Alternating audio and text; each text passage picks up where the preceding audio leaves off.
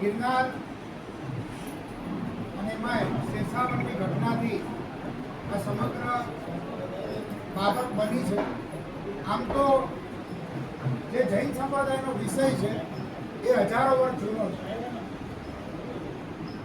પણ આપણા સંતોમાં હવે ધીમે ધીમે આ વિષયની જાગૃતિ ચાલુ થઈ છે. મૂળ વિષય તો ટૂંકની અંદર કહીએ તો મૂળ વિષય એવો છે કે પહેલા તો આપણી એક માન્યતા છે કે જૈન ધર્મ હિન્દુ ધર્મનો ભાગ છે, તો આપણો સૌથી મોટો વહેમ છે. જૈન ધર્મ એક નાસ્તિક ધર્મ છે કે જે ઈશ્વરમાં માનતો નથી. જગ્યાઓ લઈને ગમે એટલા વૃક્ષો કાપી નાખો એના માટે કોઈ પાપ પુણ્ય જેવું નથી, કેમ કે ઈશ્વરમાં માનતો નથી. બીજું કે આપણા જ મહાપુરુષો કે આપણા જ અવતારી પુરુષો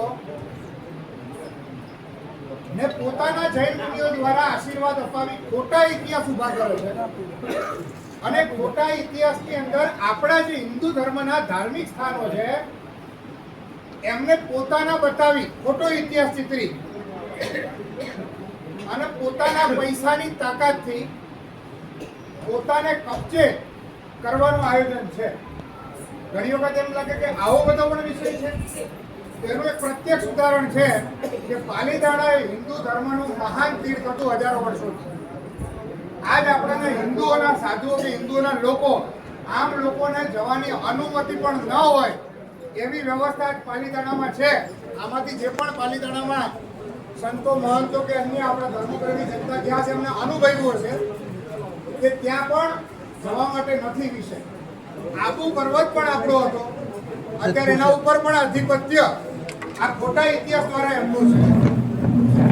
એક સમ્યક પર્વત છે હિમાચલ પ્રદેશનો, એ પણ હિન્દુ ધર્મ સંસ્કૃતિનું આસ્થાનું કેન્દ્ર હતું, એ પણ ખોટા ઇતિહાસ દ્વારા એ લોકોએ પચાવી લીધું છે. આ એવો વિષય નથી કે કોઈ જગ્યા પડી છે ને પચાવી દેવું. અને હવે આ લોકોનો વિષય છે, ટાર્ગેટ છે ગિરનાર. અત્યારથી નથી, ક્યારથી છે, પણ હવે ધીમે ધીમે ગિરનારી મહારાજની કૃપાથી આ જાગૃતિ આવી છે અને જાગૃતિના ફળ સ્વરૂપે એક સમિતિની રચના થઈ છે અને સમિતિ દ્વારા આ સમગ્ર ધર્મપ્રેમી જનતાને પોતાનું કર્તવ્ય નિભાવવા માટે નક્કી ગિરનાર એ આપણી રોજીરોટી છે, આપણું આધ્યાત્મિક કેન્દ્ર છે.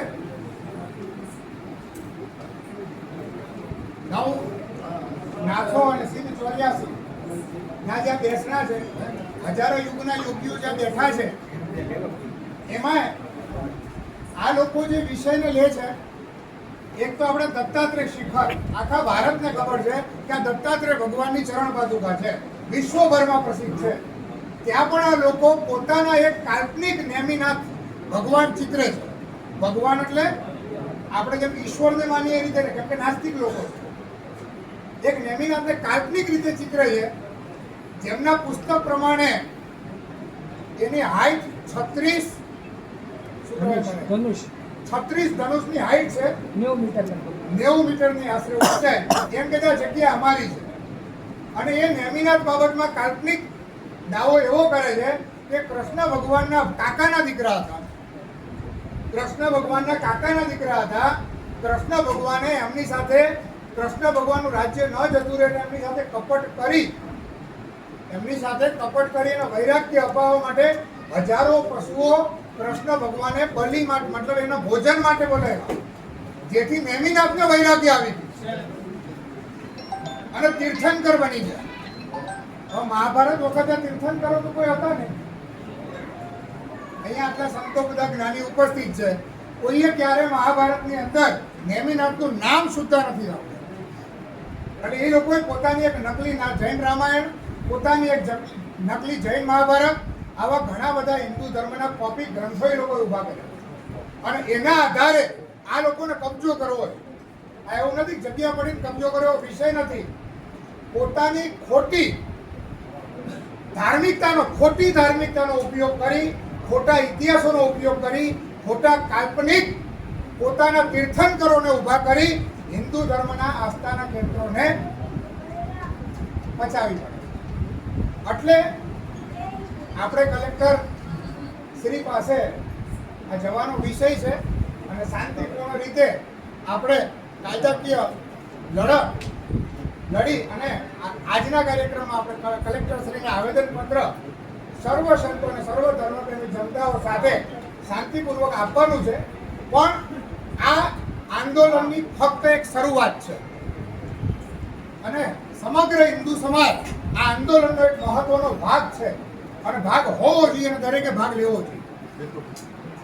અને 23 તારીખ પછી આમના ખોટા સાહિત્ય ઉપર અમે જે અહીંયાથી આ બધી વાત કરી છે, આખા જૂનાગઢને અત્યારે જૈન રામાયણ, જૈન મહાભારત અને ગુજરાતની જનતાને સોશિયલ મીડિયાથી માધ્યમથી આવતો ખ્યાલ આવ્યો છે.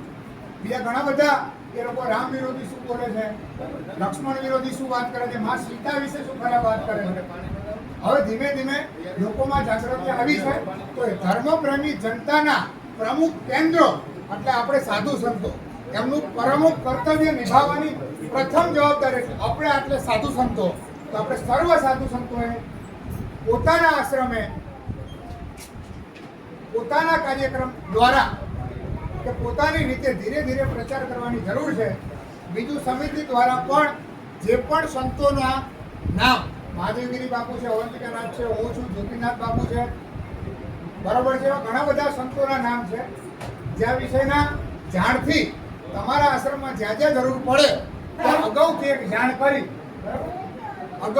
જાણ કરી અને ધીમે ધીમે આપણે જે પણ સ્થાન ઉપર છીએ ત્યાં ધીમે ધીમે આ વિષયની જાગૃતિ આવે તેવા પ્રયત્ન કરવાના છે.